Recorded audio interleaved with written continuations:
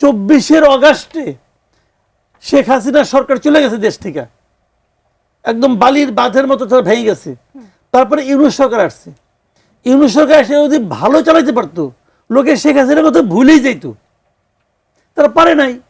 যখন পারে নাই তখন মানুষ কিন্তু অতীতে আশ্রয়ী হয়েছে। এটাই হয় দুনিয়ার নিয়ম। তারপরে এই সরকার আসছে। এখন এই সরকার যদি ভালো চালাইতে না পারে, লোকে কিন্তু অতীতের দিকে তাকাবে। সেই সময়টা কি 5 মাসের মধ্যেই? 5 মাসের মধ্যে না, কিন্তু 5 মাসের মধ্যে, এটা আরো সময় দিতে হবে। 5 মাস বা 6 মাস, মাত্র 6 মাস তো তারেক রহমান একটা অলরেডি টাইম লাইন দিয়েছিলেন, 180 দিন। 6 মাস পরে আমরা দেখি উনি কি করেন। কিন্তু মানুষ কিন্তু বেশি দিন অপেক্ষাও করবে না। আবার সরকার আবার আরেকটা জিনিস আছে, আপনি কি করতেছেন, কোন দিকে যাচ্ছেন, কিছু নমুনা কিন্তু মানুষ আবার টের পায়। মানুষ কিন্তু নমুনা দেখেও কথা বলে। যেমন ধর আমি একটা এক্সাম্পল দিতে পারি, কিছু ভালো জিনিসও আছে। মরিচের দাম বেশি বেশি তো 350 টাকা 400 টাকা কেজি।